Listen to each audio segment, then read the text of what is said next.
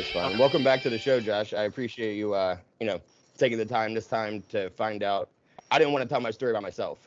You know what I mean? Like, Yeah, that's fair. I didn't, I don't. I've done speaker meetings, but like, I wanted to be able to to bounce off somebody. So I figure since we had such a fun combo for years, Yeah, why not? that's reasonable. Why not do it again this way? Yeah.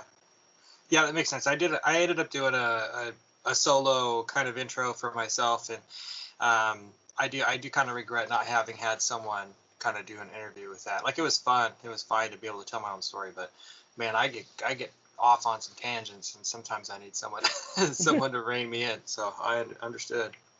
Yeah, exactly. Well then, if you want to just get started, man, let's start at the beginning. All right. What led you into what you feel was active addiction? I would say I didn't know this then, I know this now, that grief and loss was like my first introduction to like using drugs and alcohol as a way to escape. Eventually there was other ones that pop up, that became triggers like frustration, you know what I mean, and anxiety and those kind of things. But the main thing early on was like, I discovered alcohol when I was 11, and it was harmless, just like stealing some Captain Morgan, making Captain and Cokes, and watching The Outsiders, you know what I mean, like that was like what we did, and that's like my introduction to alcohol. And You then say discovered, so it was like what, a treasure that you found? Like, what makes you feel like the word discover explains how you had your first set of drinks? I would say because it was like that, oh shit, this is what it is, you know what I mean, like when I say, like when you discover something, it's like you have that feeling of, okay, this is what the adults are always raving about. You know what Yeah. I mean? And I also say discovered because like I literally found it in my parents' basement. So, Okay. so it kind of was like a treasure. Yeah, And fair. I wasn't the kind of kid that like pour, dilute it either after I used it. My parents weren't drinkers. Oh, gotcha. They would throw big parties. They knew how to throw a party. So then after the party would end, all the liquor would go into the basement on like the shelves, collecting dust. Oh, You gotcha. So it's not like they were like constantly drinking where they're going to see the levels change. And I figured I would have a better chance of getting caught if I did try to add like water to it or something like that. Fair. So I was just like, and plus we were in fifth grade. It's not like we were heavy handed with our pours, we were mixing it with Coke and watching, But then when I was 12 and someone died, that I was friends with growing up, we played hockey together growing up, and he was in a car, he was hit by a car and he didn't make it, and that was like the first time I experienced death in my Yeah. life, at least like that I can remember. I'm like, I had great grandparents and shit like that passed away when I was younger, but like I didn't really, this first person I really knew, and what we thought with the solution was to get out of our bad feelings was to drink. Like that was our genius idea. Like, oh, we feel bad, let's get drunk. Like this will make us feel better. So Do then, you feel like up until that point, like when you got to the point of discovering alcohol, was that filling a void that you already felt like you had at that young of an age, or was it just a fun thing that you guys did, and then now you have an experience of, oh, this also can be used for this? it was a fun thing that I did. I wasn't ever trying, like I was really lucky, and fortunate growing up with my parents and, brother and sister and everything like that. Like they're all normies, and, they got, long, and I was always on vacations. I was really lucky, growing up. Yeah, sure. So I wasn't trying to escape anything until I needed to escape something. And, Makes I sense. wasn't always escaping with alcohol. Like, I partied in my teens, like on the weekends. That's what we did. But And that then, was your first instance of, I can use this to numb my pain, yeah. and this is the significant amount of pain that can be numbed with Yeah. a So significant amount of alcohol. exactly. And then going through adolescence, you know what I mean? And going through puberty, you have a lot of feelings that you're trying to not feel, you know Yeah. what I mean? Like, heartbreak and all that kind of stuff. And your body's changing, your voice is changing, people are getting made fun of. So you have more reasons to escape as you get older. When I say you, I mean me. Yeah. Yeah. Yeah. I started getting more and more reasons to escape as I was going, but I just still didn't know I was escaping. I just thought I was just like, that's what you did. When you didn't feel good, you drank. this is what I thought people did. Again, no one was telling me this. This is just what I thought. Yeah. So, I always had an We make up excuse. a lot of our own truths when we're kids. Yeah, Whether the exactly. outside world tells us that's true, we just make up a lot of stuff and we're like, okay, this is true for me. Yeah, that Yeah. makes My first time being like that I can remember being like smashed, like hammered drunk was seventh grade going into 2000, like 99 into 2000, like Y2K kind of thing. You okay. know, we all didn't know what was going to happen. There Yeah. was, and then my parents, again, they threw parties, and there was a huge New Year's Eve party at my house, and we're just like sneaking kamikazes all night. And, I might have had like 7 or 8, 9 kamikazes. And I don't mean like shots, I mean like cups, like solo Yeah, yeah. cups of the drink. And that was the first night I blacked out. So in And between those times, so the first time you drank with a purpose, right? Because before it was just kind of a fun thing you did. You yeah, drank with a purpose to cover that pain, and then to this point of a blackout drink, how often do you feel like you were drinking? Like how many times do you think that you were going to that bottle to relieve a pain, or was it just still kind of fun after that? it was a lot of fun still. It was Okay. a lot of fun. I thought it was fun, but looking back in retrospect, there were a lot of times that I was numbing and it wasn't for fun. At the time though, I thought this is for fun, this is normal, this is what everybody's doing, but I didn't know that what I was doing with the relationship with it. And I mean, even at 16, I got alcohol poisoning. Oh, I nice. was in the hospital with alcohol poisoning at 16 the night before Easter. So this And, was that was after the first blackout, though, right? oh yeah, oh yeah. I'm Yeah, meaning what I was leading sick. up to the first blackout, you're saying that you're still just drinking kind of for fun. It's sporadic. It's not like you're not pounding away every single day. You're just still kind of a kid exploring this thing, and then boom, you have your first blackout. Yeah, Okay. and everybody blacked out that night. Like my friends that I was with that were drinking in my house, you know what I mean, for this party that we were like sneaking drinks in my bedroom, because that's how it was in seventh grade. Like I had my own Oh, room sure. and we were sneaking drinks into it and like watching MTV Countdown, Nice. And I don't remember much after that. I remember falling down my steps. My room was the attic, so like I had these weird steps that like curved a bunch of times, and you could easily fall down that shit. Gotcha. But no, I was. I was blackout the same night. Like me and my friends were trying to find a party, and I remember I was like making out with some girl in the back of a Jeep or something, and we were just driving around Portland, and there's like fireworks going off, and we're just trying to find some party. We never found a party, but I remember blacking out right after the ball dropped. Like, well, at least that's where the tape doesn't continue after that. That's Yeah, funny. Yeah, we got that yeah, commonality. Man, we're both just completely gone. yeah. That I mean, I'm not sure. I'm sure it's a shared story that people don't even remember because it's over 20 years ago. Right. But like for me, it was like the first blackout. So I remember that. That's the only thing I remember about it is it was the first blackout. Ironically, What did that mean um, for you the next day? Like, what did you feel about losing a part of your life, it essentially? it was a rite of passage. Yeah. Okay. Honestly, I woke up and I put on the mummers, in Philly, where I'm Yeah. from. Like I grew up right outside of Philadelphia, like minutes, and in Jersey. And in Philly, every year on New Year's Day is the mummers parade, where it's like craziness. Everyone's in costumes, and they're doing this whole parade, and it's a big tradition. It's been over 100 years there.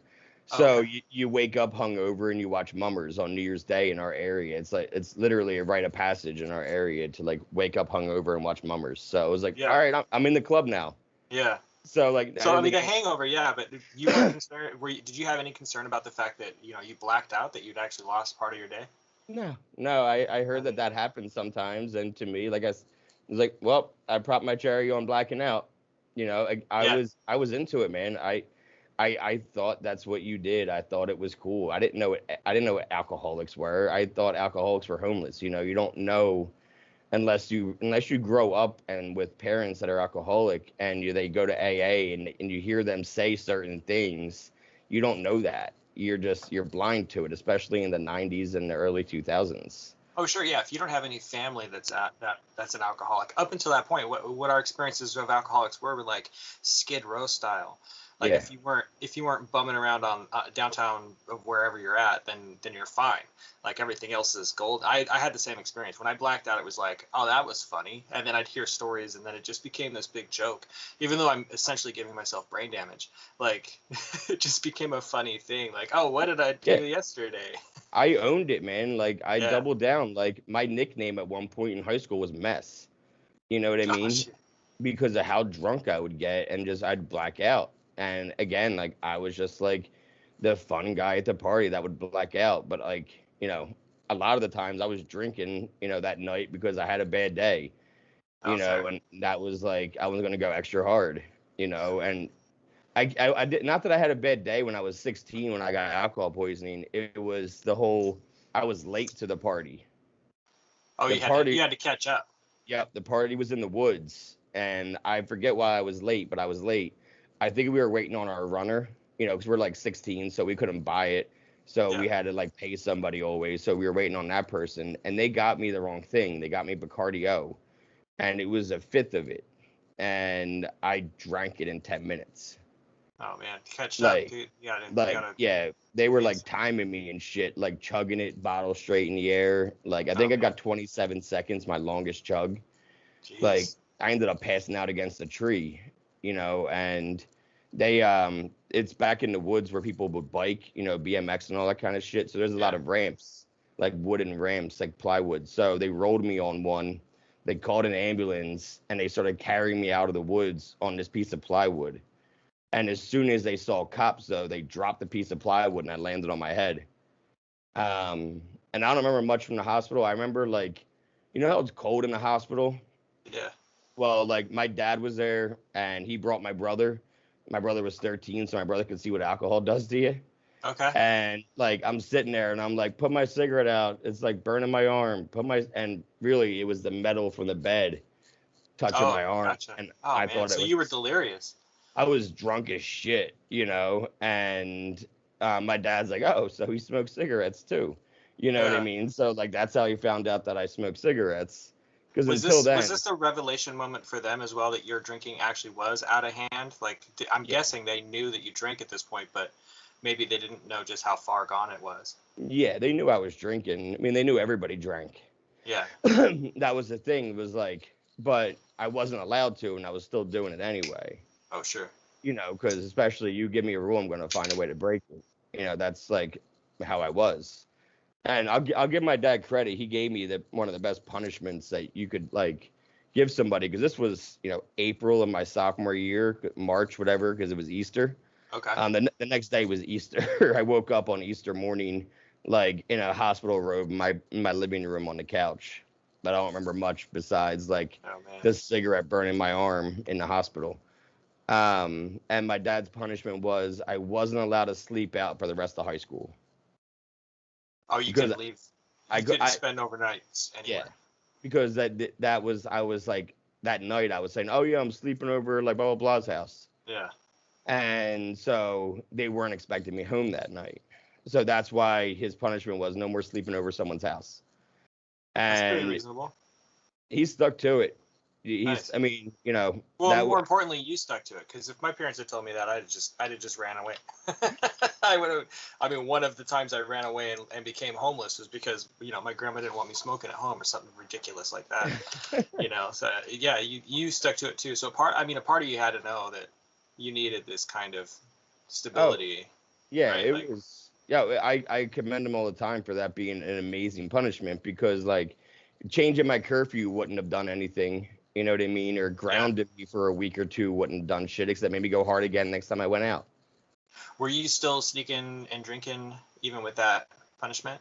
Just not as much? Oh, I was still drinking on the weekends. Yeah, I was still going out on the weekends and getting drunk. But You just know, making it home? I was, yeah, making it home and not getting as drunk. And then I Yeah. think junior year is when I was just like, fuck it. Like I play football, everybody drinks. Like they're gonna expect this, as long as I'm not drinking and driving, then they're gonna be happy. And I wasn't drinking and driving in high school, luckily. Like I lived in a small enough area that you could walk everywhere. Like Oh, our okay. town was 1 square mile. So you could literally walk one end to the other and back again. Like back in the day, we would get like bottles of vodka in a backpack and pour it into Gatorade bottles and walk around town and drinking like Gatorade, but filled with vodka. That's the way our town was set up. So when you weren't drinking, did you, a lot of people's stories is that they don't fit in, right? Like that the drinking is like a plug for that, not really feeling like you're a part of society or that you fit into the world. Did you have that kind of drive for drinking or? No, man, I played sports all year round. Like my family, we were never home for like dinners. We didn't have family dinners because either I was in a sport, my brother or my sister. We were always doing something. And so I had friends in different groups. I was friends with somebody in this clique and that clique and this clique. It didn't matter. I wanted to be friends with everybody. So I think that was more it. It wasn't that I didn't feel like part of, I just wanted to be part of. Yeah, you didn't like get to the party and feel anxious until you drank. Like it wasn't a social lubricant for you. You were already kind of a part of the party even before you drank. No, it definitely was a social lubricant. And I found out later in life that I didn't need that. It was just something from an early age I thought I did need. Sure. Since I was coming of age, coming into adolescence and everything with alcohol already as like a party thing, it was a part of me. So I didn't think that I could be fun or funny or anything unless I was drunk. Yeah, that makes sense. I mean, that's pretty similar to a lot of people's stories.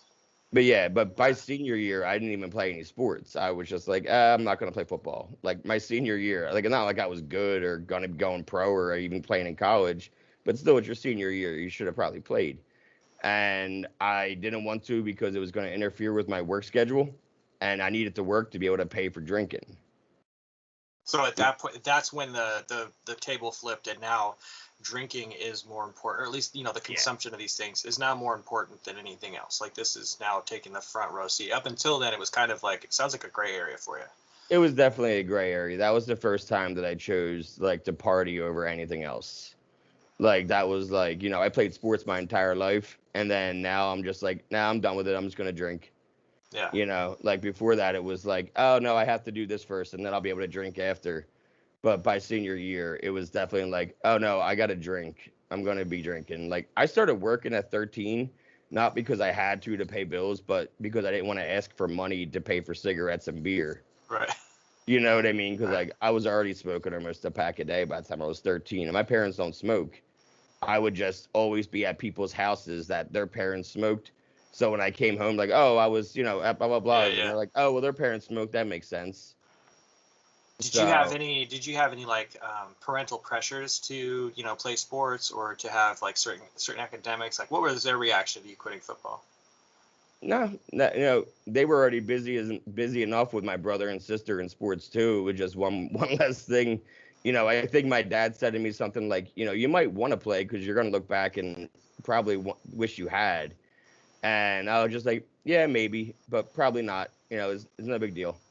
And he's like, I understand, my dad's a workaholic. So he gets the fact that I wanted to work, and not necessarily knowing that the drive for work was for beer money and cigarettes. Right. Everyone has different drives when they're workaholics at different points, I feel like. So, yeah, that makes sense. Yeah, and I calmed down drinking eventually. Like, senior year was wild. Like, at one point, we did 56 straight nights, at least a six-pack a night, school nights and everything. Like we were going for a record. We got challenged. I think it was around Thanksgiving that like the class was back from college, when how people come back from school the next year. Yeah. And we were hanging out with people, somebody that graduated, and they're like, oh, we did like 35 straight nights. And I was like, we can break that, and we did like 56. And the only reason it stopped is because we all went to Disney World for a senior trip. Besides that, like we kept going again after that. But I calmed down for a little bit when I moved to Massachusetts. Like my dad had gotten a job, like had transferred. He got a promotion to go up there from Jersey, and he was commuting back and forth for 6 months for my senior year. Every Thursday he would drive back to Jersey, and every Sunday he would drive to Massachusetts and live out of a hotel for 6 months. Was this just to make sure that you graduated from the same high school? It was, he was giving me an opportunity to finish high school where I started. That's pretty impressive. So you had a pretty supportive family, it sounds like, or at least your story doesn't seem to revolve around like the dysfunction of your home life. It just not was whatsoever. You just had this attraction, rebellious to not go in the way they went. You know, was to try things on my own and find my own way. Yeah, but you had the freedom to do that without, and it doesn't sound like you have any resentments or anything towards them, which is not common. That's not a common thing amongst the Southeast. You know, usually there's that deep-seated, like, my father's a piece of shit or my mom's an asshole kind of thing. And that's it. It is good because there's people that I don't think really resonate with that. So I think you're going to resonate with a lot of people that had a normal family but still ended up finding, you know, their way to substance. Man, my fourth step was all resentments against myself. It wasn't resentments against my family. Like, my brother and sister and my parents, they couldn't have been more supportive the entire time. Yeah. You know, they would even when I got bad, they would tell me how bad I needed help, and they would offer to help, and I was just, you know, not ready. That's you fair. know, and I would just point to other people as examples in our lives. Like, look at this person. Look, they went to rehab 6 times. Look at that person. Look at this person. Yeah. They weren't ready, and that's why they keep on coming back and relapsing. I'll be ready, and I'll let you know. Let me figure it out. And they let me figure it out, you know. That's fair. But anyway, we moved to Mass eventually, and I was good. Like, I lost a bunch of weight. I didn't know anybody. And then I got a good job at Best Buy. And then was college on the track record for you, or you were very? I went to community college. I went to community college for a year and a half up there. Okay. I had only applied to 2 schools. I wasn't. To me, you could work in business and get just as much experience as you would from a college. Gotcha. Okay. So that's what I was mostly looking to do. And once I got started with Best Buy, I moved up with them pretty quick. And then to the point where I could move back to Jersey, where I wanted to be with my friends and have a good job, my own place. So that's what Best Buy gave me, was enough money to be able to move back on my own and get my own apartment at 20 years old. So I had my own place, and I was the only person that had their own place at 20. So it became party central again, and just full on drinking and partying from 20 and a half years old to almost 22. There was always a party at my house. We were either at the bar and ending in my house, start out, or just staying. But by 22, it's like kind of, I was done with it. You know, I was bored with drinking. It wasn't working anymore. I tried a bunch of hallucinogenics. Like, I was doing acid a lot, mushrooms a lot, but like, they weren't things you could do every day to escape. Were there, the only thing I haven't heard so far is like, you know, relationships, like women in your life. Did you have many relationships? Did you have girlfriends at all? Like, I mean, I'm sure you had dates and women that you dated, but there was girls that like I hooked up with here and there. You know, they were even usually friends. I was friends more with girls than guys. Yeah, I was the same way. You know what I mean? And just because I don't even know why. I've looked into it. I've talked to my therapist about it. And I think it's a trust thing where, like, there's just a lot of guys where I just don't trust. Because I've seen how they talk by themselves without other people around. And I'm like, I don't like the way you're thinking. You know? So, like, and I felt like maybe I could protect them. I don't know. When my sister was born, I was 9. And I remember being 9 and thinking, like, all right, I can never talk to a girl in a way that I would want somebody to talk to my sister. You know, I was 9, and I remember thinking that, like, you know, so anybody I ever talked to and I encountered through puberty and adolescence, like, I was always really respectful because I almost treated them like my sister. I was king of being in the friend zone. Yeah, fair. You know what I mean? I don't know. The friend zone is that weird, cringy, like, I do things, I expect something, kind of a friend zone. It doesn't sound like you were in the friend zone. It just sounds like that wasn't a priority for you. Like, getting in a relationship and having a girlfriend wasn't a priority. It was. I always said that when I date somebody, it's going to be somebody that I want to marry. I'm not going to waste my time. I'm going to know, and I'm going to know. Like, that's it. And I'll get even to my real first relationships with pills that I discovered at 22. Like, I had dipped and dabbed in pills here and there, but like, there was, you know, the one time where you have that, you get so high, you're just like, I need to chase this high every time. Yeah, so that was it. That was the drinking had stopped really being effective. You started doing less of the partying, and then you messed with October 2008. and then boom, the pills. Where, Yep. how did that happen? How did you get introduced to those? Like I said, I'd done them here and there, but nothing crazy. If somebody had them, I'm like, yeah, why not? I'll take two. It was always, I'll take two, and What are the pills specifically that you're talking it, about? these were Perk 10s. They Percocets. were, Okay. yeah, they were the yellow, skinny ones. We called them bananas, Okay. or we called them school buses, depending on which brand they were, because they were fat and yellow, or they were skinny and yellow. So, but within a month, I discovered that there were the blue 30s that were cheaper than buying three bananas for $10 a piece. You could buy a 30 for $20. Oh. So, and then you could crush up this 30 and sniff it and get high right away. And that's where, and I knew pretty early on that I was addicted. And I knew, I had a conversation with myself. I was with my buddy that he just got his wisdom teeth taken out, and he was passed out from 5 milligrams. He didn't know that I was taking them, but I had done 430s before I sat down in his apartment, and I was good. I was fine. And I'm like, shit, Yeah. maybe, okay, let's evaluate this. And I mean, literally, you weren't fine. You were just not passed out. because I you was high, you were high as shit. So you weren't fine, but you, in comparison, but yeah, I I was get what you're, awake. Perks yeah, I would get what wake you're me saying. up. Yeah. When I sniffed a line of a 30, I could clean. I had energy. They didn't knock me out.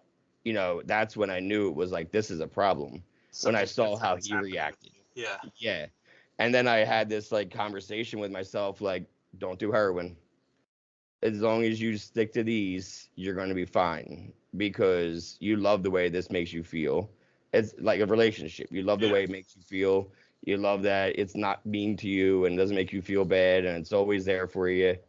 And that's why I say it's the first love of my life, How and did you know that heroin would have been the next step for you? How did you know that was your boundary that you had to put up? I had seen people go that route already. I So was it already was selling them at pills to this heroin. point. Oh, gotcha. Within Okay. a month, I was selling pills to support Gotcha. my habit, because I was doing them every day, and that's Yeah. sometimes $100 a day habit. So I would have to sell them to make up that money. So I would see people, all of a sudden I don't see somebody anymore, and I hear, oh, they're doing heroin now. So that's how I started hearing that was the progression. And I said to myself, you're in control of this, but if you do heroin, you're going to lose all that control. And I stuck to that. I'll skip ahead 9.5 years. I didn't do heroin once, but it was only because I was so functioning on pills that I lasted for 10 years doing them almost. Either every day, I either obsessed about it or I did it. Yeah. And I Yeah. won't say, I know a lot of people that they, especially with substance addictions versus alcohol. I mean, alcoholics do it too, but they have those boundaries that just keep getting pushed back that goalpost. My yeah, mom had those same kind of boundaries with meth. It was like, okay, I'm gonna do this once in a while, but not every day. And then once every day hits, it's like, okay, well, I'm doing it every day. You start copping pleas, and then next thing you know, it's intravenous, and it's interesting that you stuck with that boundary. I did too. I refused to do meth, and I refused to do heroin and even ecstasy because it was so closely related. And I was able to stick with that, but man, I could not stick with any of those with alcohol. I adjusted and moved the goalposts constantly with alcohol to make sure that I could get as much as I wanted. Did you have those kinds of metrics for the pills? Did yeah. you, within the pills, you had those boundaries that you just were constantly moving around? I had a lot of rules for myself, like most addicts. Yeah. I think when you are honest with yourself early on, and you're an addict, and you self admit to yourself, yeah, I have a problem, I'm addicted to these. Then it's a lot easier to set rules for yourself because you're already being honest with yourself, right? Yeah. So and I did have rules, but I broke a lot of them, like Yeah. you said, That's what and I'm it was saying. pills. It was a lot of it was always, like you said, ecstasy. Yeah. It wasn't hard for me to break that rule.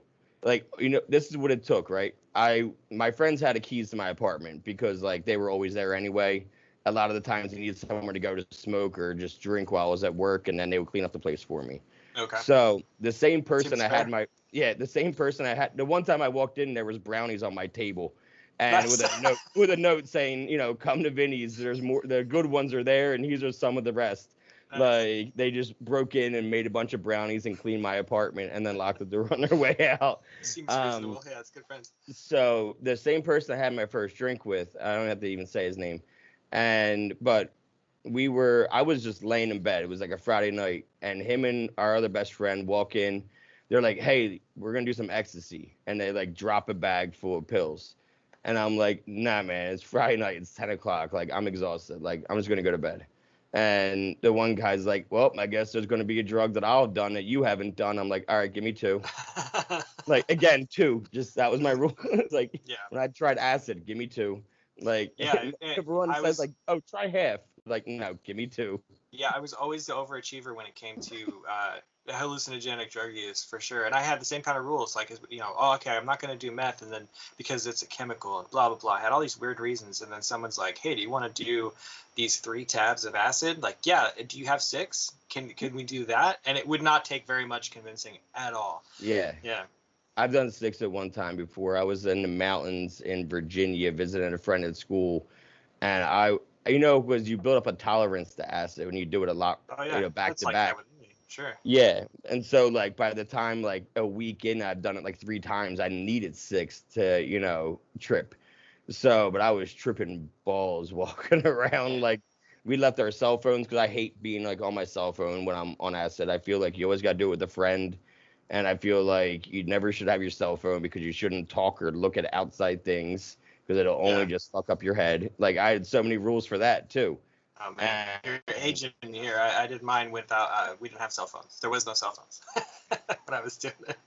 Yeah, But no, I've probably had the same rule. cell phones had just come out when I tried acid. It was 2008, and I was in my apartment, and we had been looking for it for a while, like all summer long. Like this is when Blu-ray was huge, and like I had Yeah, this big sure. surround sound from Best Buy because I was working there at Oh, the of time, course. Yeah. and so I had bought Across the Universe on Blu-ray, and I had refused to actually open it and watch it for the first time until I tried acid.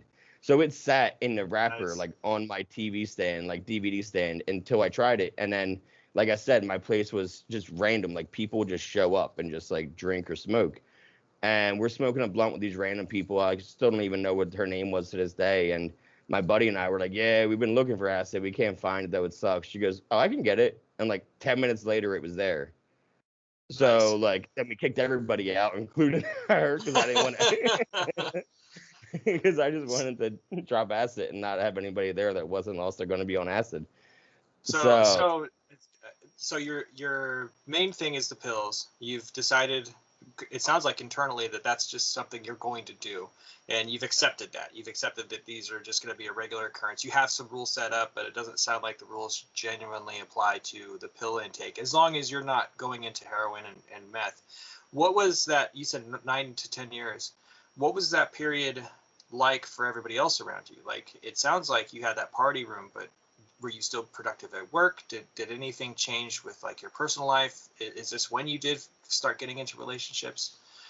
still no relationships. I wasn't good. I didn't feel like I could be good for anybody. I was a drug addict. And I knew that. But I was still going to work every day. Don't get me wrong. I was still showing up to work. I was getting promotions at work actually. Yeah. But I was starting to feel broken by July 2009. Like not even a year in, I was exhausted already. And my parents lived in Massachusetts still, 6 hours away. So it's not like they were on top of me while I was going through this. Yeah. It's not like they were seeing me going through this. So, Did you see you them know, fairly regularly? no, like, twice, 3 times a year because I would work and they would work. And, I had to work Thanksgiving because of Black Fridays and Oh all yeah. that shit. So, like, yeah, it wasn't like, I was always up there. And, What do you but think they thought you were doing? Like, you just were a fairly successful kid, like working at Best they Buy. just You had a normal thought I life. was drinking. Gotcha. They knew I drank, they knew I partied, and so I'm pretty sure they just thought, well, he's just partying it up. He's that age.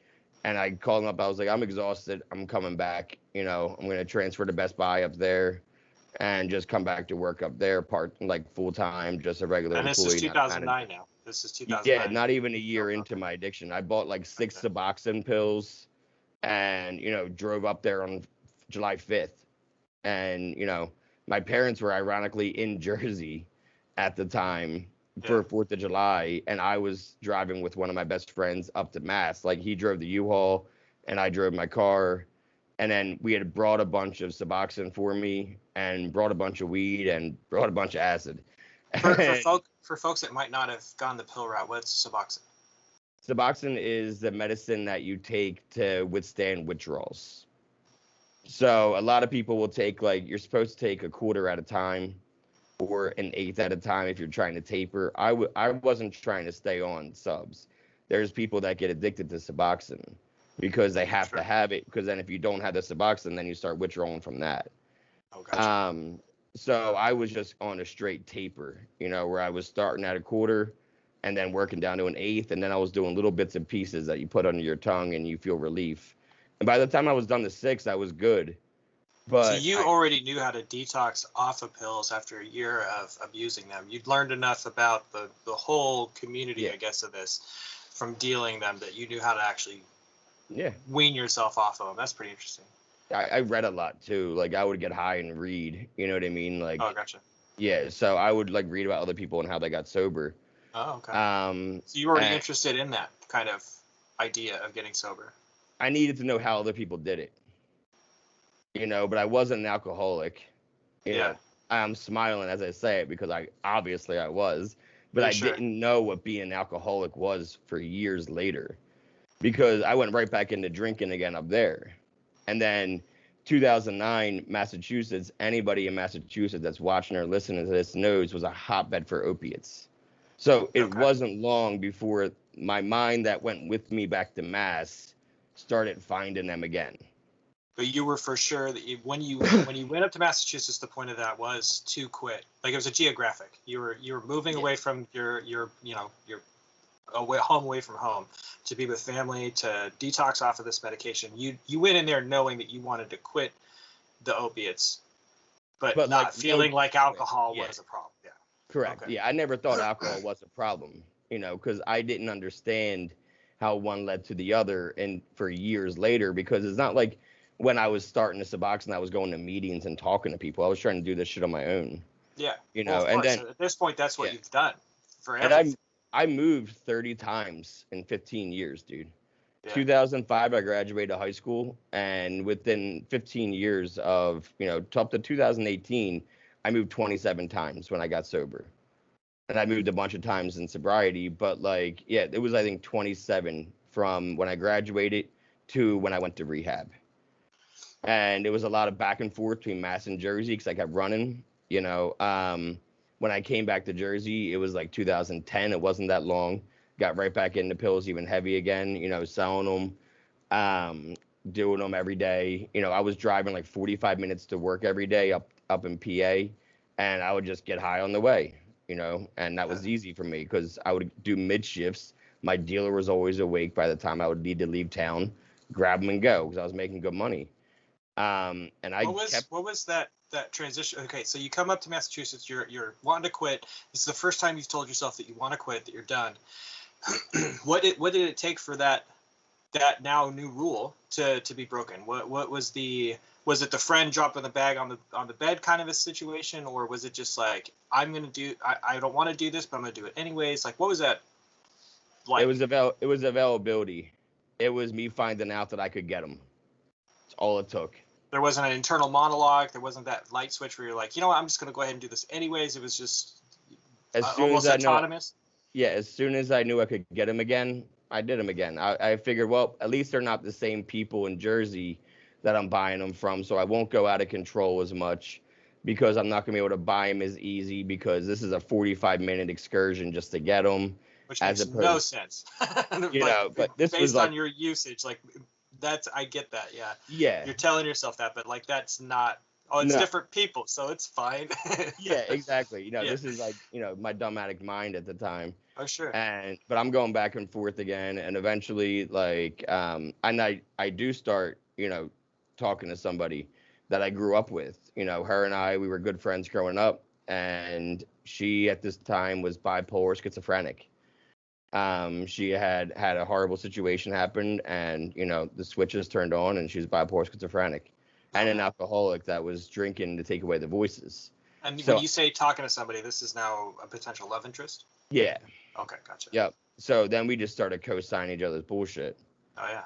You know what I mean? Like I co-signed her drinking, she co-signed my usage, and that's, and it was, I don't want to say toxic. We loved each other. You know, she was my best friend. She was the only person I really trusted. I told her literally everything and anything that was on my mind. And that's how our friendship was up until the day she died. Because, eventually everything got too much for her and she took her life. Oh man. Um, July 13th, 2015. But Were before, you with her at that point? Like you guys were in a relationship? no, we were together. Yeah, we were engaged. Oh Yeah, man. we were a month from being 3 years. And a lot of her family blames me still to this day, but like it's and I blamed myself early on because everybody was also openly blaming me. Like they didn't want me at the funeral or anything, but I mean, the joke's kind of on them because she would always tell me she didn't want me at the funeral because she would Yeah. always be planning her death, because when you're suicidal you plan your death openly to the person that you trust. Like I knew what songs that she wanted played at the funeral and everything. I had to give a list to them. So, but even before that, like I was doing crazy shit. Like I kept going back and forth to Massachusetts to try to hide. And like to the point where I was already doctor shopping now. I started doctor shopping around 2012, where I would go to this shady doctor, and they're shady when you have to have a referral from another patient, not from another doctor. Okay. You know what I mean? Like Yeah. it wasn't like this doctor referred me, it was like this patient referred me, and they're like, okay, you're going to be cool then.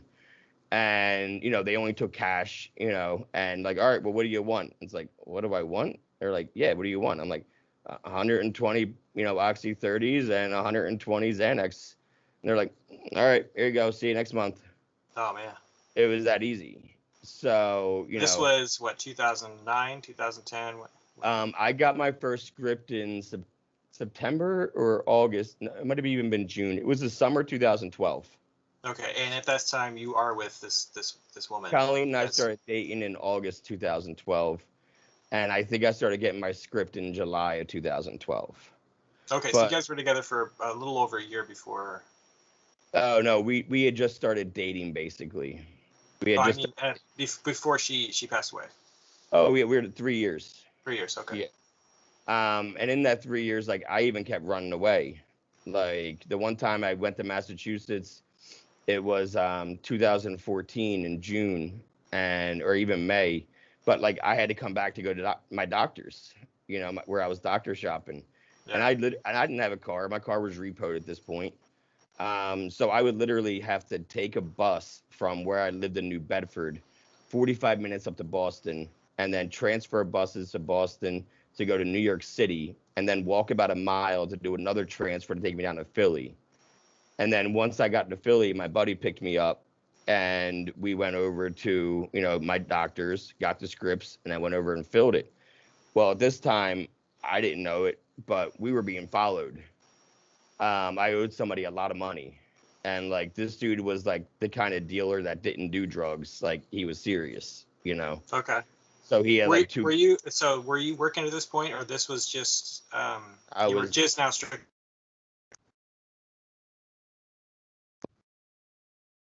what's that? Oh, What did you we say cut out a there? little bit. Uh, yeah, Were what were did you say you there? working or were you now just strictly dealing and doing the drugs, and you weren't working anymore? You didn't have any of that stability. Is that where you're at right now? Yeah. Yeah.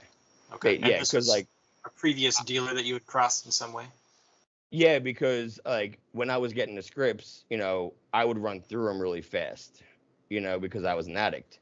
Yeah. And then I would need like to get by, and I'd be like, hey man, can you front me and then I'll pay you back? Like front me this many and I'll give you double back. Like if you give me 10 today, I'll give you 20 back when I get my script, and that kind of thing. Gotcha. And so he, wanted his money or his pills, because I owed it to him. But like I wasn't going to give them to him because I'd given him a lot in the past and I didn't live there anymore. So I figured I'd just like skirt by and get out of town after one day. But I forgot, because I was a drug addict, that he Yeah. knew what my appointments were and he knew where my doctors were. Like, and just followed me over there. And again, just like followed us to the pharmacy, followed us to my friend's house. And like he knew my friend and he just walked up on the house and started like, hey, I know he's in here. And I had to, sneak out the one of the windows to run around the side, call a cab because Uber didn't exist. Call a cab to pick me up and take me over to the train station in Philly, and where I hopped on the next bus to New York, which I wasn't planning on any of this. I was high out of my mind. I hopped on the next bus in New York City. It was pouring rain in New York. I might have been on like 8 bars and like 8:30s. I was so ripped walking through the city in the pouring rain. Not a care in the world though, because I got out of there. 8 bars. What do you mean? What's that? 8 Xanax. Oh 8 shit. Xanax. Yeah, I was high, dude. I was off my ass, and Okay.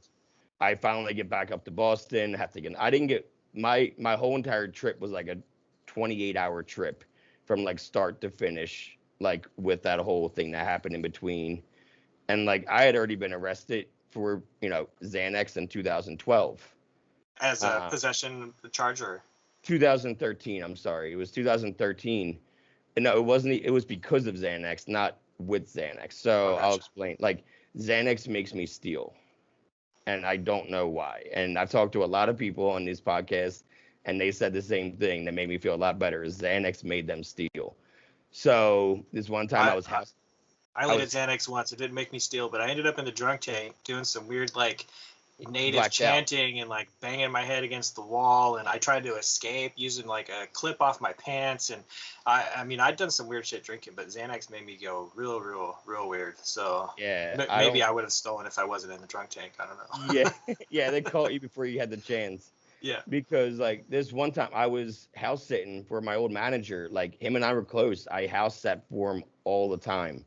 Whenever he would go away, it was often they went on vacation. I would watch his dogs, and it was no big deal. And I was always really respectful. But I was on Xanax this one time, and I don't remember any of this. I've tried apologizing a million times. I've paid back in restitution, done all that stuff. But while I was high on Xanax, I blacked out. I stole a bunch of his wife's jewelry and pawned it. And like I was a pretty smart criminal, but like I was dumb as shit on Xanax because I went to the closest pawn shop possible, where they're gonna check first. Like I was, obviously I was high out of my mind. I got into a car accident that day driving back from there because I was high, and I couldn't stop fast enough because Xanax again. Yeah. You say like that you're a pretty smart criminal. So, I mean, outside of dealing drugs, were you doing other criminal activities? Yeah, I was doing payday loan scams. Okay. Like, you know what a payday loan is? Yeah. Yeah, so like at one point I was working for this retailer, not Best Buy, but like one of their competitors, not even Circuit City. But like I went there for like a couple months because they were commissioned. I was like, I'll make more money. And Gotcha. I was so high on pills at that time. And I walked in and they were like, hey, can you take a ride with me? I'm like, yeah, it's fine. And then we get in the car and like, we're taking you for a drug test. I'm like, okay, cool. And in my head, I'm like, fuck. Like usually I use my brother's piss to pass drug tests because they knew I smoked weed and he didn't. So I always use my brother's piss to pass tests. But this time I didn't have anybody's piss. I had to piss on my own. Yeah. And so whenever you do one with a job like that, it takes like 3 or 5 days to get results. So, and I knew I was going to be suspended until results came back, and I knew I was going to be fired when they came back. Yeah. So, so they knew. They had to have. I've never worked at a place where they're like, surprise, we're driving you to a drug test right now, and you can't come back to work. Yeah. I was ripped, bro. I was not a good person. I was so high. My pupils were That doesn't probably make you a bad person, but I get what you're my saying. pupils were probably like this big, you know what I mean? Like, I'm not even surprised. So, but when I got back, I was like, all right, what am I going to do? I was like, oh, I have a job right now still. So let me do a payday loan. So I never done one before, and I applied for this payday loan. And so the first company calls right away in like 10 minutes. They're like, yep, you're approved for $300 because they called my employer. They said, yeah, he's employed. Yeah. Nothing about any of that because that's all like done at the store level. This was HR, some random person like, yep, he is employed right now. Yeah, sure. So, and then they were like, all right, 300 will be in your account tomorrow. I said, okay, cool. And in my head, I'm like, I'm going to shut that account once I get the money. And because I knew they told me on the phone that if you lose your job suddenly, then you won't have to pay it back. You won't be held liable for it. And I knew I was losing my job suddenly. So I knew that's got to have changed by now. I'm sure it has. I'm sure it has. This was, like I said, 10 years ago. Yeah. And but then I hung up, and then another company called. And then I realized that they're not talking to each other. Oh, of course not. Yeah. And I realized, oh shit, I can just say yes to as many companies that are going to call me because I'm not paying them back anyway. Like most people are going to say, no thanks, I already got it because I know it's going to pay it back. I had no intentions of paying them back. Yeah. So I collected $3,000 in 10 different companies. And then when I worked at a bank, I knew I was losing my job again because of latenesses, because of being high and selling drugs and coming in late because I was putting a priority over meeting people to sell pills over going to work. Yeah. So again, I knew I was losing my job. So again, I did a payday loan. I did that like 3 or 4 different times to Gotcha. like get $3,000 at a time. So And you're like basically white collar criminal stuff. You weren't like Yeah. robbing folks. You weren't breaking B&Es or any of that kind of stuff. You weren't like No, beating people up for money or whatever. You were no, not they saying it's a still call. victimless crime, but still you weren't like. Yeah, they're so dumb about it. They're like, they call me to this day, and they're like, if you don't call us back by 5 p.m., we're sending the sheriff out to arrest you and have a warrant for your arrest. And they've been saying that for years. Number one, but number two, I've gotten arrested in my house before. When that happened, when I stole that stuff, they Yeah. came to my house to arrest me. So like, they never called in advance to make sure I was going to be there to arrest me. Like, you're not calling me in advance to tell me I'm going to get arrested if I don't pay a fine. Right. Like, stop. I know you're lying now. And actually, when they did arrest me, I had to go being cuffed up for 45 minutes back to their precinct because that was that far away from them. This is for the first. Yeah, that first one with the jewelry. Yeah. When they Okay. showed up at my house, it was like 1 p.m, and I lived 45 minutes away from where that happened. So I had to sit in that cop car cuffed up behind hands on my back for 45 minutes till we got to the police station. Man, so that jewelry must have been pretty expensive if you were getting hemmed up that quick. Usually petty theft doesn't. $4,300 is what I had to pay back. That's pretty expensive, yeah. But it How long wasn't did you do for that? 6 months probation. It would have been a year, but I got done my restitution really fast, paying my fines, and I got done my community service really fast. So, and since I wasn't being drug tested every month for probation, because it wasn't drug related, it was theft. So they didn't want to have me come back every month and waste a seat that somebody else needs to be drug tested. Gotcha. So they just took me off after 6 months. And I didn't learn my lesson. I was still getting high because I had prescriptions. Even if they drug tested me, I would have been like, here's my bottle. I'm allowed to take these. Yeah. So it was fucked either way. I didn't smoke weed the entire time because I knew that I didn't have a prescription for that. So the irony of, that I couldn't use something that would have been helpful to me, as opposed to I was just sticking with the drugs that got me into that mess. Right. I never lost control of weed. It was just an innocent bystander always. So then you're to move back to where we were a few minutes ago. You are now getting arrested again, right? Because you said you were about to get arrested. They were threatening me with it, but they never got me on it. I did get Did I get arrested again? I'm trying to think. Yeah, I did. I'll get there. I'll jump ahead. So when Colleen passed away, I moved to North Carolina. Well, let's talk about that. If the arrest came after, because that's a very significant. This is the first and only real relationship I feel like you've talked about, and she ended up taking her own life. What did that?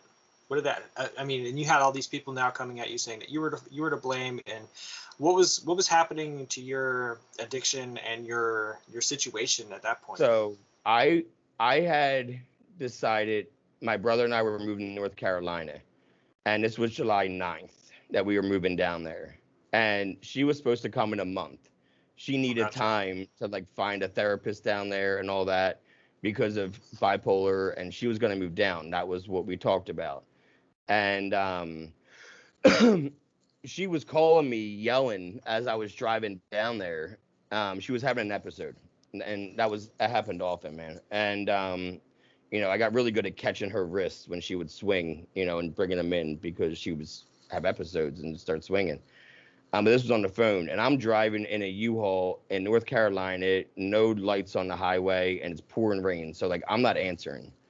And then I don't hear from her Friday as I'm moving all my shit in. I don't hear from her Saturday as I'm moving all my shit in. Then Sunday comes around, and that night I thought of her 3 different times because one of her favorite songs played, 3 different times in 3 different places. Like I heard it on the radio, and then I heard it like on Family Guy, and then like I heard it on like Pandora. It was like really random. So I texted her, "Hey, thinking of you. Like, please let me know if you're okay." And then she never answered me. And 4 in the afternoon, her mom called me to say she took her life. Oh man. Turns out she was on a 72-hour hold. After she screamed at me and had the episode Thursday night, she was committed that next day and put on a 72-hour hold. But unfortunately, her parents signed her out after 48 hours, and she took her life that night. Oh man. But what I felt was a lot of remorse and a lot of resentment and a lot of anger. A lot of anger towards a lot of people, not just myself, because like I had a lot of her friends that she was childhood friends with growing up that hadn't really been around her for the last few years because, they didn't know how to handle somebody that was bipolar, schizophrenic. Yeah. So they just wouldn't call her back and hang out. A few of them tried. I'll give them credit. A few of them did try here and there to like spend time with her. But like then they had all this guilt. So now they're all contacting me like, what happened? I'm like, what happened is you stop fucking talking to her. Like, stop. Don't ask me. I don't want to talk about it. Like, I got really bad, dude. I started drinking heavily again because like I was in North Carolina. I couldn't get pills. The only time I can get pills was when I would pay somebody Western Union and they would mail them overnight to me. But besides that, like I was at the bar 6 nights a week, spending $200 a day at the bar. Like I had a seat ready for me and everything every day that they would hold up for me. Like I was just drowning for a solid year down in North Carolina. And then we came back to Pennsylvania for work. We ended up starting a Roto-Rooter franchise with our dad up in This is you and your brother. So you were living with your brother during this year. Yeah, and he was being supportive. He was worried about my drinking, but he was also knowing that I was hurting really bad because Colleen was gone. Yeah. So, in a way, he was kind of co-signing that. Yeah, he was really concerned, man. My brother's a warrior, and he didn't know what to do, honestly. And he would tell me, like, I don't know what to say. I don't know what to do. Just if you need anything, please tell me. He was just worried that I was going to hurt myself, I think. Fair. And so he was okay with me drinking as long as I wasn't going to, like, take my own life. That's what he was really worried about, I think. And which was, valid. I wasn't at that point yet, but I was getting there. And because when we came back to Pennsylvania this time and started this business, I was then 2 hours from like the homeland of pills for me. Yeah. And I started realizing that 2 hours of a drive isn't that far of a drive there and back to do a couple times a week. So, 4 or 5 times a week, I would drive to Jersey, pick up pills, and drive back. I'm like, I'm going for a ride, and then just drive to Jersey, grab some, and come back. And I started doing that like a lot for 3 years. I got arrested towards the end. I wasn't seeing my usual dealer. I had a usual guy, but like there were some times when like he was busy at work, like he did like towing, so like I couldn't always see him. And this one time I had to see somebody else that was like local in my old town. So I went there, and like I'm pretty sure to this day he set me up because he always let me do a couple off of his counter. And this one time specifically, he was like, "No, you got to just leave. You can't do any here." And so I left, and I'm driving to my other buddies. And I have 20 of them on me, but that's like about average of what I would buy for myself for stock. I was doing stand-up comedy at the time, and I had a show that night, so I needed to have them for my show. I wanted to have them for my show. Yeah. And you said you're still using this as kind of a social lubricant, so it's just a part of your like routine, right? Like even when you're going to a party or now just doing shows, there's like I had the same kind of routines. Like I had to pregame at some points because I had to make sure if I was going straight into a party that I was late for, that I needed a couple to kind of loosen everything up. And it sounds like this is just kind of built into you now, like this. Yeah, and I was still owning the fact that I was an addict, dude. When I would get on stage and I knew that nobody I knew was in the crowd, like, say like friends or family wasn't there to see me perform. Yeah.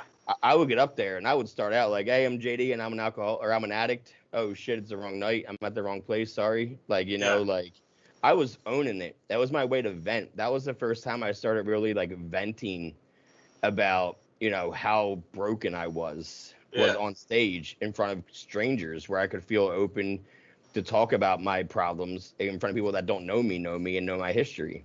But even then, you still needed the pills Yeah, to even get I needed the pills, and I had the drink on the stool. You know what I mean? Double Jack and Coke, good to go. Yeah. Like I would do a couple shots beforehand too. I would never be slurring my words because I would record my shit to listen to after to kind of critique myself and like build off my sets. Yeah. And I've deleted like all of them now because I could tell how high I was. That's the difference. I could tell, but nobody else, But yeah, so I'm driving and through my old town, through where I went to school and everything, and the cop pulls me over in the school zone. And turns out he had been following me and watched me leave that dude's house because he had been watching that house. So he watched me do a buy. He watched me get in my car, and then he waited for me to get into a school zone and then pull me over. Oh, so the dealer didn't tell you. He wanted you to tell the dealer. Well, I think that they had already caught the dealer and they wanted more people. You know what I mean? Like because they were watching the dealer. Like, and that dude is in jail right now, and not even for dealing, just some other crazy shit because he ended up getting bad on heroin. Gotcha. From what I'm told, or whatever. I don't know. Either way, he did some fucked up shit. And now he's in jail. So he waited until you were in a school zone to specifically catch you with oh yeah, when he pulled me out of the car. He didn't pull me out. He asked me to get out. I'm like, yeah, it's fine. You can search my car. Like, good luck. Because like the back seat of my car, I was an addict, so there's trash. It's all like fucking Wawa, empty like iced teas. You know what I mean? Like empty McDonald's cups and shit, like all throughout my back seat. I spent hours all the time in parking lots waiting for my dealers. You know what I mean? So like McDonald's I used to always say I heisted their straws. I would go in to use their bathroom and grab a handful of straws and put them in my center console. So I always had straws ready to go. And so when he pulled me over and I was like, listen, I got weed in my center console. I wasn't, on medical marijuana yet. But I straight up said, like, I have weed in my center console. And he's like, okay, thanks for the heads up. And like now I'm standing with the other cop, right? Because they have to like have one cop watch you while the other cop searches. Yeah. And it was like March, so I had a hoodie on, and my sleeves started falling. Like I had them rolled up, like my sleeves. Yeah. And I had the pills in my elbow in the sleeve, and they were in a bag. So when my thing fell, he was like, oh, and he started going like that to fix it for me. And that's when he felt the baggie and pulled it out of my sleeve like a fucking magician. He's like, oh, found it. This is what we were looking for. They didn't even give a shit about the weed. This is what we're looking for in a bag of 20. This is intent to distribute in the school zone. Do you know that? I'm like, well, you pulled me over in the school zone. I wasn't going to the school zone. And all 20 of them are mine because I have a fucking problem and I need all 20 of them. Like, Yeah. And I talked my way out of it. Not talking my way out of it. They arrested me. I went to jail. It was a block away. It wasn't a far ride. This one wasn't a far ride. Okay. And honestly, yeah, I fucking ratted him out. Like, cause I don't care. And I'll even he's in jail right now, and everybody else knows that anyway. But like, I was like, yeah, that's where I was getting them is from him. And they're like, okay, well, can you do more buys? And I'm like, we'll have to talk about that. Can you get me out of here? Because like it's almost 3:00 and he's going to pick up his kids from school soon in this parking lot. And they're like, oh shit, yeah, we'll get you out of here. And then I end up not even doing the buys. You know what I mean? I got out of there. They got my car out of the impound, and I didn't have to even do the buys. So I got out of that. I ended up going to court for that months later. We'll talk about it. But when I'm such an asshole that like I left there and went straight back to that dude's house to buy 10 more. Because I knew that they weren't watching him at that point. They were doing my paperwork, and I needed to get high because I didn't get a chance to do them yet. And this time he let me do them off his counter, which is funny, because like I said, he didn't earlier. But that didn't even get me sober. It was a month. It was like 3 weeks later, dude. And it was 4/20 of 2018. And I was watching a documentary called Legend of 420 on Netflix. And I'm just smoking and I'm doing pills as usual. Like, and they talked about this place called High Sobriety in LA, a sober living that, teaches you how to use cannabis as a medicine. And literally for the first time in a decade, I'm like, well, that's a rehab I would actually do, you know? And then the next day, I just had one of those really bad days. Like, my dog and I drove to Jersey, and we sat in McDonald's parking lot for like 6 hours. And finally, I was able to find somebody, and that person like wanted one just for buying them. And then like, I end up doing two right away, and I'm driving back home. I'm like, with 130, I'm like, what am I doing? Like, this is like ridiculous. Eight That o'clock, moment of clarity that everybody talks yeah. about. And then like, I was like, I googled the number, you know, for high sobriety, 8 o'clock at night. I was like, well, let's see if he answers at 5 o'clock on a Saturday night. And luckily for me, he answered, because I'm pretty sure if he didn't, I would have given up. But, you know, he answered, and we talked for like 2 hours. And I was on a flight 3 days later. And once I got there, I was ready, man. Like, I got there, and I sat down for IOP, like, you know, but the group meetings that you have in rehabs, like, not IOP, you're not going out yet, but like, I got there, I did my check-in, and then like they were doing a group outside because it's LA. Yeah, And I what is IOP? I have not done rehab. oh, IOP is outpatient. It's like intensive outpatient. Intensive outpatient. Okay, gotcha. Yeah, that's when you go to meetings like once a day, and you know, you sit around and do like group therapy. Okay. But when you're in rehab, you do those kind of meetings inside the facility, and then when you're in sober living, you go out to them.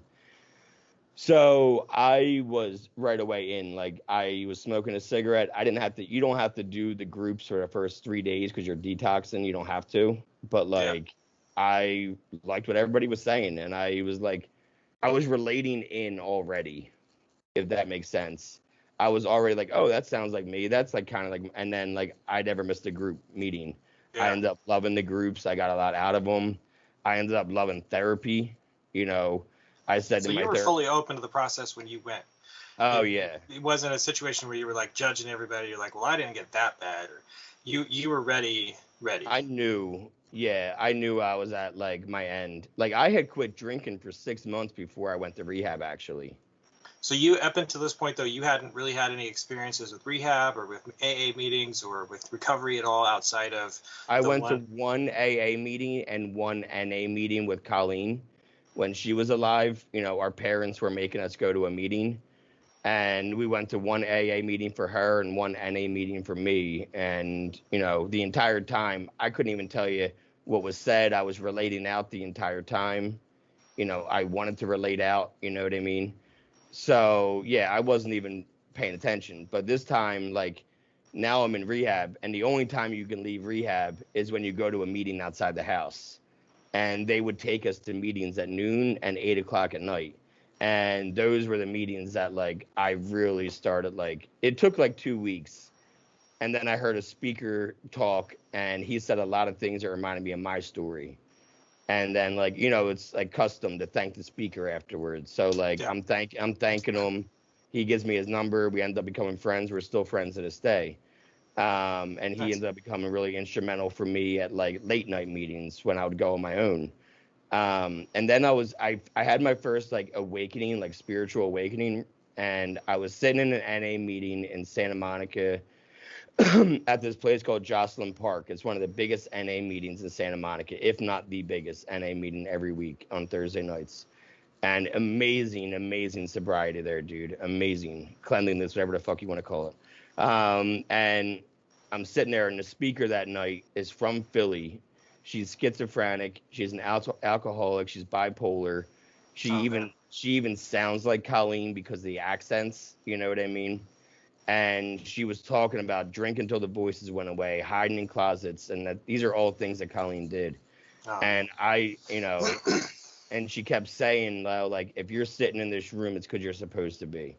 You're supposed to be sitting here. We want you here. You need to be here. This is what's best for you right now. And I just started like breaking down, bro. Like, I was crying in my seat because like I felt like that was Colleen speaking to me. I felt like, you know, that was her saying, this is where I need to be. I need to do this, and I need to do it right. yeah. And the next day I asked for another therapist. I was like, I need another therapist. I want to do this even more. So I had, you know, my sponsor. I got a sponsor within 2 days after that. So I had a sponsor, and I had two therapists at this point. And Okay. then I got a third therapist. because I want to talk about relationships with somebody, because I never, like you said, you called it out. I never really had relationships. Yeah, The it's not one, part of your story. Like mine is, that was my yeah, other addiction, is getting into relationships. yep. And I didn't know how to be in a relationship sober. I didn't know that. So that was a big thing that we touched on. We touched on, I didn't feel heard. I was part of a friend group that was like 7 of us since first grade. And I Yeah. always felt like they didn't listen to me. You know what I mean? Like, and if I did talk, I wasn't feeling respected. I'm not really friends with any of them anymore. Maybe a couple that were acquaintances and we talk here and there, but like some have died, and some I'm still good friends with. And because grief is a part of my story, we've lost so many people, from our high school that like it's crazy, man. That's why I was constantly, getting high. Yeah. And so yeah, when I would just like, uh, where was I? You Uh, just heard from the person that reminded you of Colleen, yeah, and you just got like doubled down on the therapy. You're now all in on yeah, recovery and sobriety. yeah, because I wasn't feeling heard. That's what it was. And I never really felt heard, and I would get frustrated if I was trying to explain something to somebody and they weren't listening or they weren't respecting what I was saying. Because like, I'm fucking smart. Listen, like this is my ego. You know what I mean? Yeah, yeah. This is my Oh, ego and sure. addiction. Like I'm fucking smart. Why aren't you listening to me? I know what I'm talking about. Like I'm giving you sage Yeah. advice. What is This is wrong with you? important because I'm saying it, and you Yeah. need to take that into consideration. And then when they wouldn't listen, or respect it, I would just take it out on myself and get high over it. So Fair. that was a big trigger for me. And it's still it's not a trigger to this day, but I was triggered recently with it actually in sobriety. And not that I wanted to get high over it, I was just frustrated. Yeah. And that frustration came back and I was like, oh, I gotta calm down. Um, but I So was this is fully, the first time that you're actually starting to feel like you're being heard, oh and that yeah. people can understand your story, and you have a place. So Within 30 days, I was getting a 30-day chip at a meeting that I was speaking at as the lead speaker, nice. because I was talking so much at meetings and sharing every single day about how I was feeling. And so just like, I was so vulnerable and I Yeah. was so just like, I didn't know anybody in LA. I didn't know shit. So I felt so comfortable to finally just be like, this is who I am. This is what's on my mind, because I felt like nobody was going to tell me to shut up, you're fucking dumb, or call me the F word, Yeah. and because I can't fucking stand that word. Obviously, I don't mean fuck when I say the F word, but that's what I would be called for. And I completely support LGBTQ. We have meetings for the community here, and so it's not like I was offended by it. I just hated that word so much. Yeah. I'm offended for the community that you would even say that. So anyway, I never felt comfortable even opening up. So now I did, and now I'm just like fucking word vomit all the Yeah. The time. faucet's open. Yeah, and now people were like, "Hey, do you just want to speak at a meeting, and tell your story? You're gonna feel a lot better." And I'm like, "Yeah, sure, why not? 30 days, I can talk recovery." Yeah. It was all just, I get that. Yeah, for sure. I Like, just I know everything about this now. Yeah, and dude, it was amazing. I loved AA in California. I loved everybody that I met. Like, I know you watch my shows and watch other episodes, like, Yeah. and I have a bunch of people on here that I met through AA out there that are still part of my recovery network. There's still people I hit up to this day with problems. I do fit steps with all these people all the time, because whenever Nice. I catch a resentment, I'm calling somebody, and doesn't have to be your sponsor. But I did my steps really quickly. I was into it, dude. Like, I wanted to do it. I couldn't wait to do it 4 and 5, and I couldn't wait to start apologizing and lose not all my character defects, but a lot of them I was working on. Yeah. But I came back and I felt amazing. I came back at 4 months, the PA to work. I got right back into work with my dad and brother. I was doing good, and I going to meetings. I was going to 2 meetings a day around PA. I was driving an hour to one meeting twice a week. Like, I found a meeting an hour away, Yeah. and I set myself to it twice a week, because I would drive that far to get high. Yeah. So I'm going to drive that far to stay sober. That was like what I was thinking. And that meeting was awesome. I loved it. I met some really cool people that I'm still friends with. Well, one person I'm still friends with. But I started dating around this time, like, but I wasn't gonna get serious. You know, it was just like I'm gonna try dating for the first time in my life now because, like you pointed out, I wasn't dating. You know, it Yeah. wasn't a thing for me. I hopped into that one relationship and that was it. So I was, what people wanted to see on Tinder and Bumble, like, oh, newly sober. Oh, his only Yeah. real relationship lost to suicide. Oh yeah, you're a real Right. fucking Yeah. gem. You maybe don't want to lead with that on your Tinder profile. Oh Yeah. no, I did though. I did. I wanted to cut it out right off the bat. Like you're Yeah. gonna know what you're getting into because I'm not gonna waste my time. Like honestly, Yeah. my profile said, I'm in recovery. I don't care if you drink. I'm just not going to. I'm 420 friendly because I was using cannabis in my recovery. And don't worry, I'm not going to send you unsolicited dick pics because I think that's gross. And plus, I'm average at best, and that's like getting a C and putting on a refrigerator. And that was my bio. That was So, my. so you use cannabis in your recovery, and this was learned in LA. Tell me more about that. I know you've touched on it in other episodes, and it kind of has led. That seems like of anything in your recovery journey, that seems to be the biggest part that has shaped where you're at now with the community centers and feeling like you need to open up these other areas Yeah. for people to be sober at. So, what was Yeah.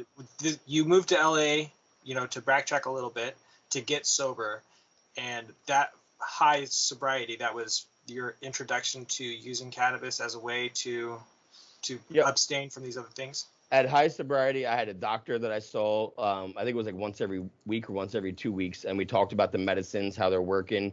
We weren't allowed to smoke. Yeah. We used What medicines? We use tinctures, the droplets that you drop in your mouth. Okay. We use those tinctures, and then we would use an edible at night. Like and these are THC tinctures and edibles. Okay. Yep, yeah, THC. The tincture was THC CBD, and I would use that in the morning and afternoon. And at nighttime, when I would be done my meetings, I would eat like 10 milligrams of a chocolate bar, a Kiva bar, and I would sleep like a baby. And the other reason I was sleeping like a baby is because I was going to late night meetings at 11 p.m. 7 days a week. I fell in love with late night. I would go there at 11 o'clock every night, and it wasn't filled with other rehabs at those meetings. It was people that were living in just being sober that were going there, and they were all like my age. It's a totally different crowd of people. Yeah, totally. like that girl Devin that was on a few weeks ago. Like that's where I met her, was at late night. I met my sponsor at late night. I met a lot of amazing people there. You go to late night meetings because you either have a job that makes it so that that's where you end up going, or you don't feel like you fit in at regular meetings. That's what I've always kind of learned me, it was I had such trouble sleeping at night with my head that the late night meeting was a way for me to reset my day every day at 11 o'clock at night.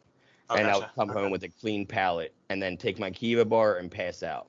Nice. And I'd wake up and I would go to IOP, I would go to the gym, all that shit, and then start hitting meetings again. I did 250 and 90. They say do 90 and 90. I did 250. Yeah. There was one weekend, a Saturday and Sunday, I did 20 meetings. And in those other meetings, what was your experience with sharing that you were cannabis friendly? I was really open about it. I was open about it with my sponsor. I was open about it with anybody that wanted to hear me talk about it because it was so new. And in California, I can't imagine that went over well. In LA, it did. Weird. Okay.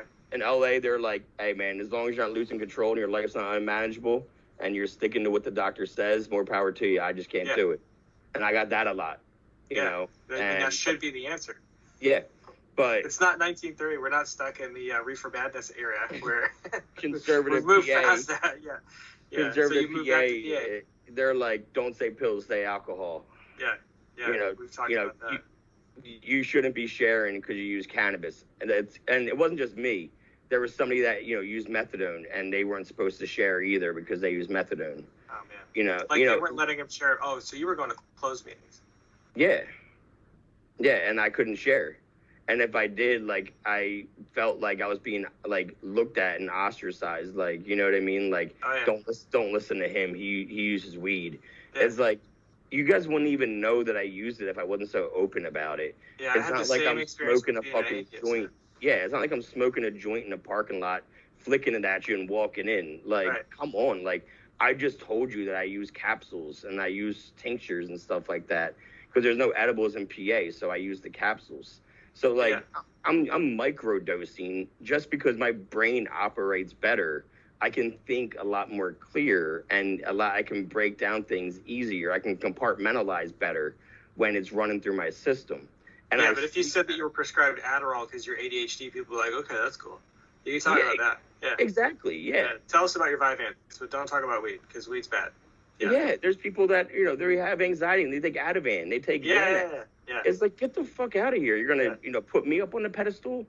So, at a year sober, I went back to LA to visit all my people. I wanted to get chips in LA from the people that, it got me started. So I flew out there and I did that whole thing. What year is this?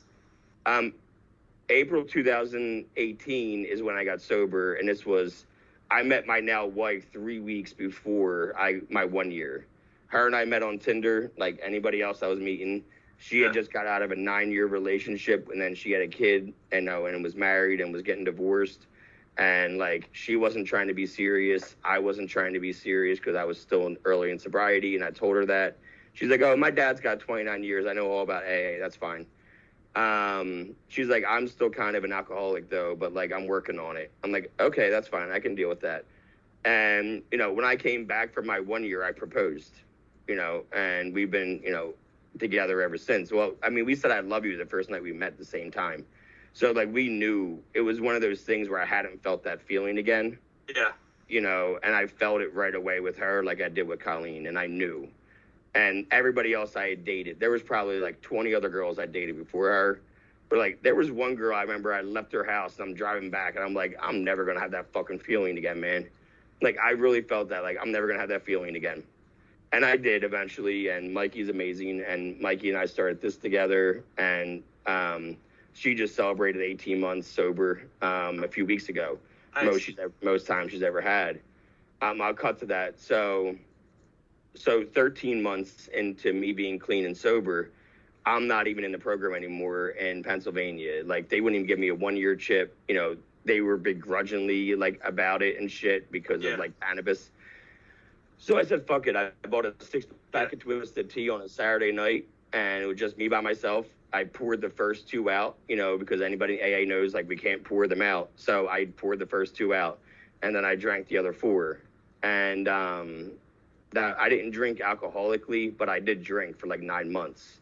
Like, pool parties, barbecues. I was going to see some stand-up at a concert a couple times. Like, you know what I mean? And, holidays or whatever. And then like, I woke up on February 29th, leap day of 2020, like 2 weeks before COVID really like shut down. It was leap day that year. And I woke up hungover for the first time. And I realized I drank a bottle of Jack the night before. Oh, man. And I said to my wife, I'm like, I'm done. Like, baby, I can't do this anymore. Like, a flashback to your first time blacking out. Yeah, I was like, I don't want to be hungover. I can't be hungover. I got to stop. And she's like, well, I'll quit with you. We'll do it together. And so, yeah, I haven't had a drink in over 18 months. My recovery date to me is still 4/25/18. I can say whatever date I want. It's my date, and my life wasn't unmanageable. I didn't get DUIs. I wasn't reckless. And I'm very open about it. I needed that 9 months to quit, I think, because I didn't quit because I wanted to quit the first time. I quit because I was going to AA for pills. This time I'm quitting alcohol because I don't want it anymore. So it meant more to me. So me hitting 18 months alcohol free is the longest I've ever gone to. And within like a couple weeks, I said to her, like, I miss meetings.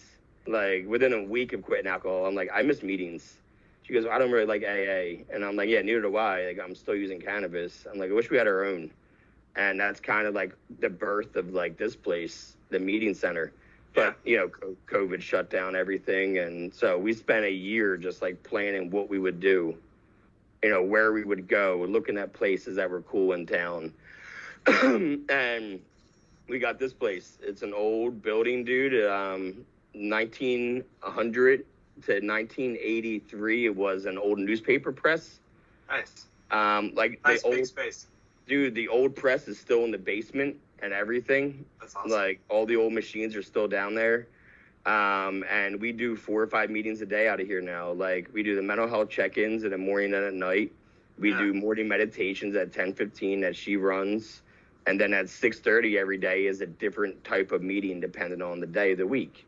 You know, whether it's harm reduction, whether it's opiate related, whether it's cannabis related. You know, I have a sponsee now that he's about to hit 3 months on Monday for the first time in 15 years of doing meth. Nice. You know, and he was my age when he got sober, 31. So he came in here broken, rehab after rehab, jail after jail. And he's like, oh, you were 31 when you got it? And I'm like, yeah. And he goes, and you use medical marijuana in yours? I'm like, yeah, dude. I was like, I can help you. And he's like, let's do it. Yeah, can you, like, take me through the steps? Like, I know you don't do AA, but could you take me? And I'm like, yeah, that's fine. And we use Russell Brand's book. We talked about it, I think, right? Yeah. It was you and I. Yeah, so we're going through that. And we're about to be on 4 soon for him. Nice. And, that's awesome, man. Yeah, like, we read Just for Today every day. Every morning, that's one of the things that we do is read Just for Today. Because I like that better than the morning meditation, the Alcoholics Anonymous one. So what's that, daily meditation or something like that? Or what's that? Daily Reflections. Daily Reflections. Yeah. Daily Reflections. I can't stomach that one. Stomach that one. Just for Today, so good, though. Yeah. I like the Daily Stoic. That's been my go-to. It's Is that a hard copy, or can I Google it each day? You could probably Google it each day. It's a 366 meditations on wisdom, perseverance, and the art of living, and it's all different translations of Seneca, Epictetus, and Marcus Aurelius. So it's all the Stoic people. It's not necessary to know anything about Stoic philosophy, but it's all very. I appreciate it for myself because it's all very centralized. It's very centered in yourself. Like, it's finding your own kind of truth. It's kind of the ideal of a very simple way of saying it is like the idea of being offended, right? Is you deciding that something affects you, and not because this thing is actually bad, because everybody's offended by different things, and looking at why you're offended and changing your relationship with what is creating that offense. It's kind of that kind of a principle, and of course expanded with different things. But yeah, that's same cool. Sort of internalized, like, look inside yourself, find out what your relationship is. Because I mean, for me as well, my relationship with alcohol has changed. It's not necessarily that sobriety's brought that about, but I just look at alcohol different. You said I don't want to be hungover anymore, and that's kind of like the same idea. Like, I just don't want to have that. I don't want to have that in my life anymore. So that relationship's changed. It's internal that happened now for me. Yeah, it's that way for you too. Yeah, and I've even changed my relationship with cannabis. Like, I don't even smoke weed. Like, I've smoked in sobriety. Like, if I'm like, you know, smoke a joint here or there, smoke a blunt or something like that, or a bong or whatever. But like, I'm not an everyday. Like, I don't even think I've really smoked since like Memorial Day. Now that I look back, like, it's been a minute. I'm more of like, I take capsules and microdose, and because that's why it's not instant. It takes an hour or two to settle in before you start feeling the effects. And, you know, because I chugged my drinks, like we talked about earlier, like when I was chugging that Bacardi, or I would sniff my pills and not eat my pills. So that was instant again. Yeah. So I felt like the more I smoke, it's more instant. But the more I microdose, it's more of just like me taking medicine and using it more as a medicine and not as something to escape with. I don't want to escape with it. I think it's really important that you're offering this to people, this other alternative of looking at it, because, I mean, you go to any meeting, man, and people are going to be hammering caffeine back and smoking cigarettes like it's, you know, going to be outlawed any minute. And you know, cigarettes they're a pretty hardcore stimulant, so is caffeine. And, you know, there's anxiety reasons that people smoke, and there's other things they're trying to medicate with that stuff. But for some reason, this AA is still really held on to this old school kind of view of weed, you know. And there are people that have an issue with smoking weed, and they do become addicted, and that's true. But there's also people that don't. And it is important for a lot of, like you said, it helps you regulate how you think. It helps you minimize some issues in a medicated way. It's no different than somebody taking Xanax for social anxiety or something like that, but a much healthier alternative. And I'm glad that you're offering this to people. It makes sense that you would have a center that people can come and do whatever they want, essentially, in sobriety, when that's been your story with pills and alcohol. You've always been the hub, and that's how you vent your social needs. You have people come and go. You're a caregiver. You're a provider of that safe place for people to go, and in return, you're cared for. You had friends that would come and break in and clean your house. Not everybody had those experiences when they had. So you gave people a bond and a connection that was different, even in alcohol and pill usage, that now you're giving in a center like that. I think that's a perfect fit for you. Such a great idea. Last night, like, I know this is airing like on the 29th on my birthday, but last night was like, today is, I don't know, the 9th, right? 10th. So last night was the 9th, and it was Thursday night, and it was LGBTQ night. And, we open it for youth as well, because like 70% of youth that are homeless are LGBTQ, and the suicide rate is just unbelievable. So we open up for them too. And it's been like, we opened like 3 months ago, and it's been a lot of adults that come, right? But like, there's been like a 12-year-old here that comes. And then like, all of a sudden another 12-year-old will come, but the other one will never be here. And then last night, like 5 or 6 of them came, like different ones that never saw each other, but they all came at once on the same night. And they're all like 12 to 14 years old. A bunch of them are transitioning. A bunch of them just came out of the closet, and they were so happy to be there that like, it was myself and our other board member who's part of the community. They're fucking awesome. They just had their name changed recently, officially. And like, we fucking love them. So we asked them to be part of the board, because they did such a big thing with the community for the LGBTQ. So I'm sitting there with them, and we were just like bawling. We were so happy that like, we got to see, these kids find each other and make friends and know they have support within each other, and know, like, they were so happy to see each other and realize they were all the same age, and they could be friends, and they could like have commonalities and be like, the people that are looked at together and pointed at together. And they went and they had their own meeting in the other room so the adults could talk. And like, we were all just like bawling. We were all just so happy to see that kind of like camaraderie within the community that like, I get choked up even just thinking about it. But it was like, seeing it happen organically, seeing the word get out, seeing people be affected by something that's now positive, that you created. Yeah, man, that's awesome. Yeah, that's an amazing accomplishment, even if it is just a few kids. That's pretty huge, man. Yeah, and then like, there's people that come here with trauma, and they thank me every time just for opening the door each time. Like, I've been just like, I feel like I'm menstruating. Like, I cycle with my wife, and it's like, I just so emotional the last couple of days. Like, I just been bawling. But like, it's just that people are starting to get it. Like, they're coming here and they're starting to feel like they're changing and they're getting help, and not even everybody's addicts. I talked to a couple addicts, a couple alcoholics. It's mostly mental health, man. It's mostly like trauma. It's mostly depression, anxiety. And I understand all those things because we are addicts. Just because you take away our drugs doesn't mean we didn't have that kind of shit we were dealing with. We were just medicating wrong. Yeah, for sure. And so now that I'm clear-minded and I've dealt with all these anxieties in sobriety, I can speak to them of how I get through things now without drugs and alcohol. I know some people that really like the non-alcoholic beers, the zero alcohol beers, and it's like, it's flirting with disaster for me. It's fantastic that other people like the taste. It's like me sniffing ibuprofen, or like gonna leave. Just to kind of take the edge off, And it's no, and I tell him every time, because he'll offer it to me. And it's like, no judgment to you, dude, but if I taste beer, I'm going to want beer. And I haven't wanted beer in 2 years. Like, I haven't wanted to taste it at all. Yeah. But it was never about the taste. It was always about the effect. I don't like the taste of that shit.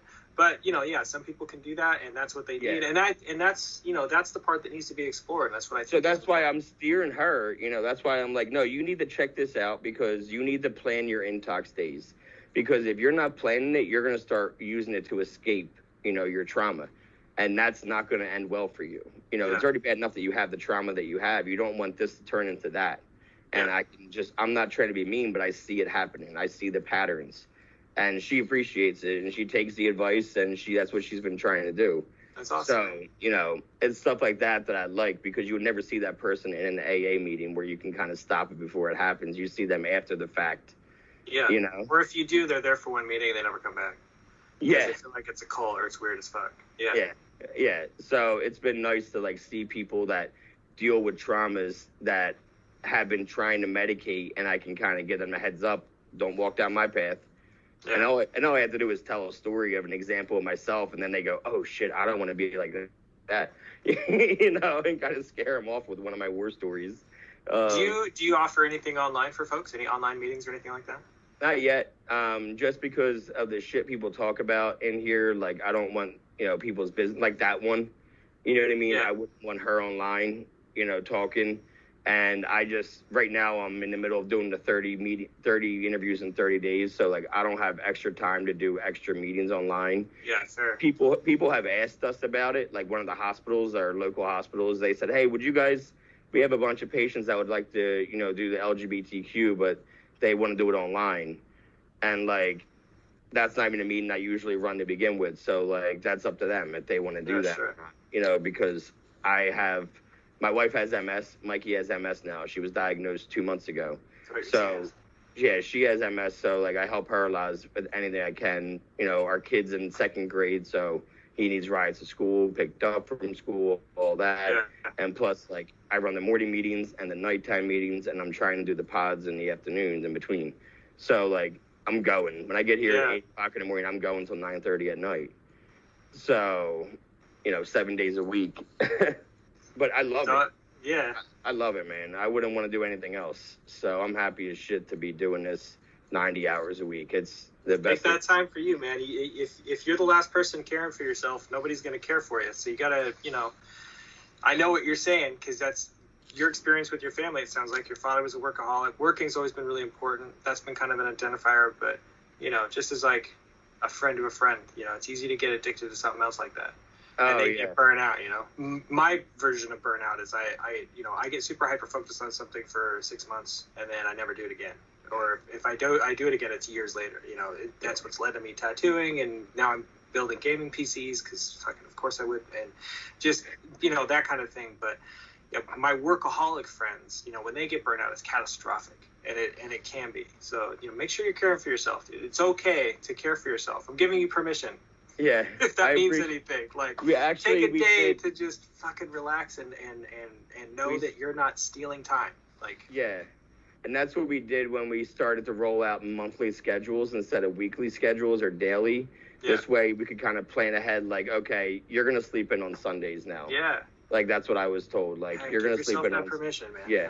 So we don't have meetings on Sunday mornings, and I can sleep in and relax, and nice. You know what I mean. So yeah, we're figuring it out. You know, it's all about balance and finding the balance. But like, it's recovery month, and I love doing this shit, and I wanted to challenge myself. I saw people doing recovery challenges, and my before and afters aren't shocking because like I didn't lose weight in addiction. I was retaining water the entire time with pills.